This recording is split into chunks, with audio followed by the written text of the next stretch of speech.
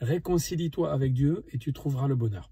C'est dans le livre de Job, dans la Bible, au chapitre 22, au verset 21.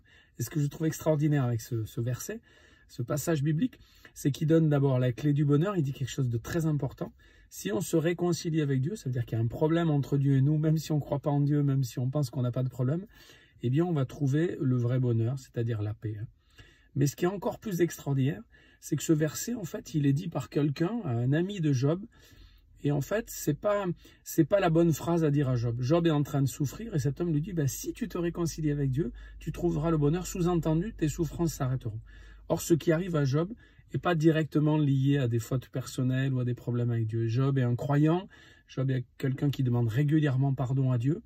Et du coup, la parole de cet ami, elle colle pas.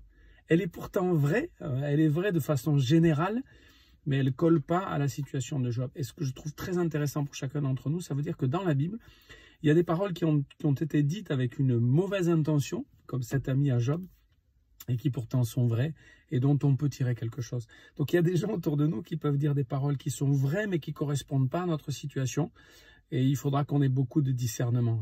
Voilà, si on est dans la souffrance et que des gens nous disent « Ah il faut que tu te réconcilies avec Dieu, c'est certainement parce que tu as fait un péché particulier ». Ça peut être vrai, mais ça peut être faux aussi.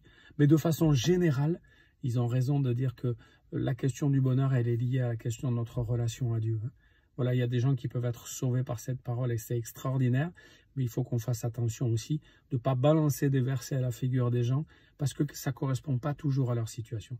Donc on garde l'idée que Dieu est la source de notre bonheur, de notre paix, et que si on est réconcilié avec Dieu, c'est-à-dire si on se tourne vers lui, si on se convertit, évidemment qu'on trouve la paix, qu'on est sur le chemin du bonheur. Ça ne veut pas dire qu'il n'y aura pas de souffrance, mais chaque fois qu'on souffre, ce n'est pas forcément qu'on a commis un péché particulier, et ce n'est pas juste l'idée de se réconcilier avec Dieu qui va faire arrêter les souffrances. Dieu peut permettre qu'on souffre, parfois qu'on souffre longtemps, pour être d'une certaine façon témoin dans la souffrance. On marche par la foi, on ne voit pas la fin de nos souffrances, on continue de croire en lui et de faire confiance, et ça risque bien de toucher le cœur des autres.